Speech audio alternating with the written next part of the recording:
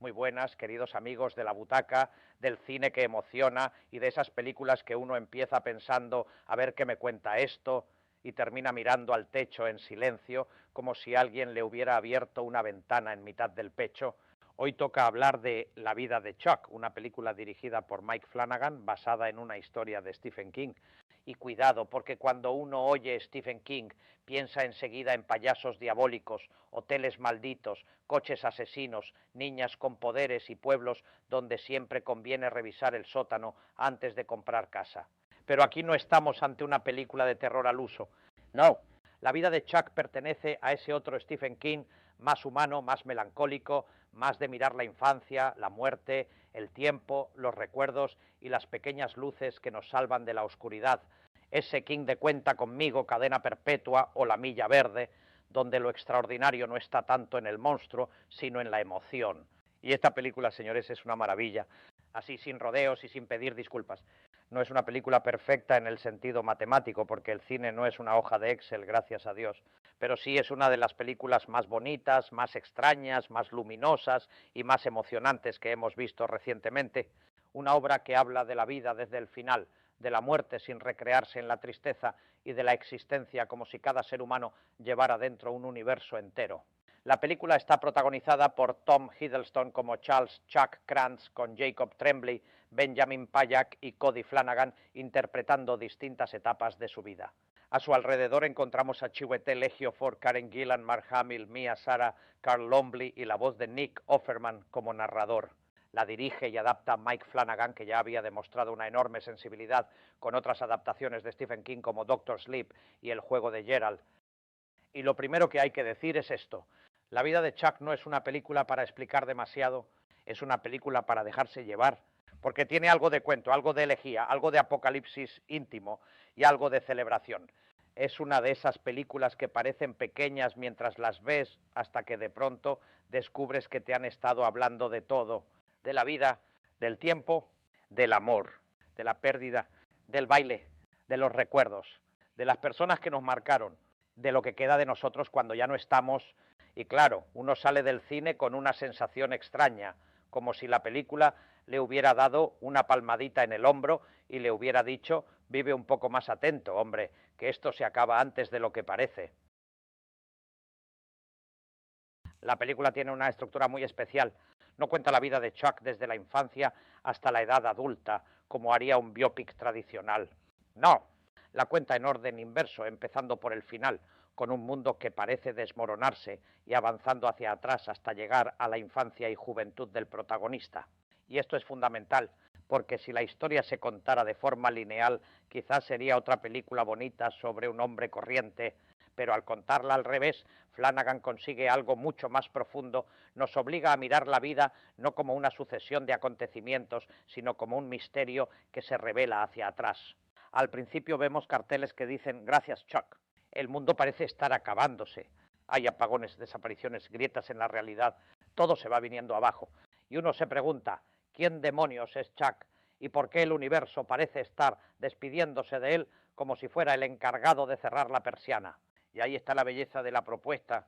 La película parte de una idea poética. Cada persona contiene un mundo, un universo de recuerdos, rostros, canciones, miedos, amores, dolores, tardes de verano, pasos de baile, habitaciones, olores, pérdidas y momentos que quizá para otros fueron insignificantes, pero para uno lo fueron todo. Cuando una persona muere no desaparece solo un cuerpo, desaparece un universo entero. Y eso, dicho así, puede sonar tremendo. Pero la película no lo cuenta con morbo ni con pesimismo, lo cuenta con una ternura inmensa, porque La vida de Chuck no es una película sobre la muerte, es una película sobre lo que hace que una vida merezca haber sido vivida. Y esa es una diferencia enorme. El guión de Mike Flanagan entiende que no hace falta que Chuck sea un gran héroe, ni un artista universal, ni un salvador del planeta. Chuck es, en apariencia, un hombre normal, un contable, alguien que trabaja, camina, recuerda, baila, ama, pierde, envejece, existe. Y la película nos dice: eso también importa. Es más, eso importa muchísimo, porque la mayoría de las vidas no son grandes epopeyas con música de trompetas. La mayoría de las vidas son pequeños capítulos: una abuela que te enseña a bailar, un abuelo que guarda secretos, una habitación cerrada, un amor que no pudo ser, una conversación inesperada, un día cualquiera que se queda grabado para siempre. Y Flanagan tiene la inteligencia de convertir todo eso en cine. No lo convierte en una lección, no lo convierte en un sermón, lo convierte en emoción. Y aquí uno agradece muchísimo que la película no tenga miedo a ser sentimental, porque vivimos una época en la que parece que emocionarse está mal visto, como si una película tuviera que pedir perdón por tocarte el corazón. Pues no, señores, el cine también está para eso, para romperte un poquito y luego dejarte mejor colocado. Uno de los grandes aciertos de la película es el reparto. Tom Hiddleston interpreta a Chuck adulto y está estupendo. Hiddleston tiene esa cualidad curiosa, puede ser elegante, vulnerable, misterioso y ligeramente melancólico sin necesidad de subrayarlo demasiado. Aquí no interpreta a Chuck como un personaje grandilocuente, sino como un hombre que de pronto parece abrir una puerta interior. Y hay una escena que ya es el corazón emocional de la película, la famosa secuencia de baile. Una escena larga, luminosa, inesperada, casi hipnótica, en la que Chuck se deja llevar por la música en mitad de la calle y termina compartiendo un momento de pura vida con una desconocida interpretada por Annalise Basso. La escena dura varios minutos y fue trabajada con coreografía de Mandy Moore, mezclando estilos como jazz, swing, cha-cha y bossa nova. Mike Flanagan la ha descrito como una pieza clave para que la película funcione emocionalmente. Y funciona. Vaya si funciona, porque ese baile no está ahí para lucimiento. No es miren qué bien baila Tom Hiddleston, aunque lo hace muy bien.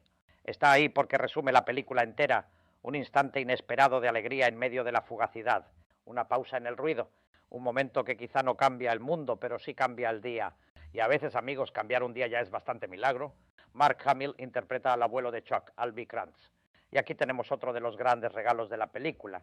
Hamill aporta una mezcla preciosa de ternura, rareza, dolor y misterio. Su personaje tiene algo de guardián familiar, de hombre que sabe más de lo que dice, de abuelo que protege, pero también carga con sombras. Ver a Mark Hamill en un papel así es una alegría. No hay sable láser, no hay épica galáctica, no hay destino universal en el sentido habitual, y sin embargo hay una emoción profundísima, porque su personaje representa la transmisión, lo que heredamos sin darnos cuenta, lo que los mayores nos dejan en gestos, en frases, en miedos y en silencios. Mia Sara, como la abuela de Chuck, tiene también una función bellísima. Es quien conecta al niño con el baile, con el placer de moverse, con la idea de que la vida no solo se aguanta, también se celebra. Y eso es importantísimo, porque Chuck no aprende solo a sobrevivir, aprende en algún momento a bailar. Y eso lo cambia todo. Jacob Tremblay, Benjamin Payak y Cody Flanagan interpretan a Chuck en distintas edades y el trabajo de estos actores jóvenes es fundamental para que el personaje no parezca una suma de etapas desconectadas. Tiene que haber un mismo hilo emocional entre el niño, el adolescente y el adulto y la película lo consigue. Vemos cómo se va formando ese universo interior que luego la historia nos mostrará como algo inmenso. Chiwetel Ejiofor y Karen Gillan también son claves en la parte inicial, esa que nos sitúa en un mundo extraño, casi apocalíptico, donde lo cotidiano se deshace poco a poco. Ejiofor tiene una presencia serena, profundamente humana, y Karen Gillan aporta sensibilidad y cercanía. Sus personajes ayudan a que el fin del mundo no sea solo espectáculo, sino desconcierto íntimo, personas normales intentando entender por qué todo se apaga, y luego está Nick Offerman como narrador. Su voz aporta ese tono de cuento adulto, de fábula melancólica, de relato que parece leído junto al fuego, mientras fuera el universo se está apagando discretamente. El reparto entero entiende el tono, y eso no es poca cosa, porque la vida de Chuck podría haberse ido fácilmente al exceso, podría haber sido cursi, podría haber sido demasiado solemne, podría haber sido una de esas películas que te agarran por las solapas y te gritan «emociónate ahora mismo», pero no. Los actores sostienen la emoción con delicadeza y por eso llega. Lo mejor de la vida de Chuck es su capacidad para hablar de asuntos enormes sin perder la escala humana. Estamos ante una película que habla del fin del universo, sí, pero también habla de una habitación, de una escalera, de un baile, de una abuela, de un abuelo, de una calle cualquiera, de un hombre que sonríe al escuchar música. Y ahí está su grandeza. Mike Flanagan entiende perfectamente que lo cósmico y lo íntimo no son opuestos. Al contrario, a veces el universo cabe en un recuerdo. Visualmente, la película tiene una belleza cálida, melancólica, con fotografía de Evan Bolter y música de The Newton Brothers, colaboradores habituales del cine de Flanagan. La música es importante porque acompaña ese tono de cuento emocional sin aplastarlo. En una película así, la música podía pasarse de azúcar y convertir cada escena en una postal con violines llorando, pero el conjunto mantiene una delicadeza que ayuda mucho. También me parece admirable que la película sea tan distinta a lo que muchos esperan de Mike Flanagan. Él viene muy asociado al terror, La maldición de Hill House, Misa de medianoche, Doctor Sleep, El juego de Gerald, pero aquí demuestra algo que quienes le siguen ya sabían, que lo suyo nunca ha sido solo asustar. Lo suyo es hablar del duelo, del tiempo, de la culpa, de la familia, de la pérdida y de la necesidad de encontrar sentido. El terror era una puerta, aquí abre otra, y lo hace maravillosamente. La película tiene además una estructura en 3 actos muy peculiar, casi literaria, que puede desconcertar a algunos espectadores al principio. Pero cuando uno acepta el viaje, todo encaja emocionalmente. No de forma fría, no como un rompecabezas de, mira, esta pieza va aquí, sino de forma vital, como cuando recuerdas algo de tu infancia y de pronto entiendes una parte de ti mismo. Ese es el tipo de película que es La vida de Chuck, una película que no busca solo que digas qué bien construida está, busca que digas esto me ha tocado y lo consigue. El premio del público en el Festival de Toronto ya dejó claro que la película conectó de manera muy fuerte con los espectadores. Ese galardón suele indicar que estamos ante una película con capacidad de emocionar a públicos muy diversos, y aquí se entiende perfectamente por qué. La vida de Chuck tiene una rareza formal, sí, pero su corazón es universal.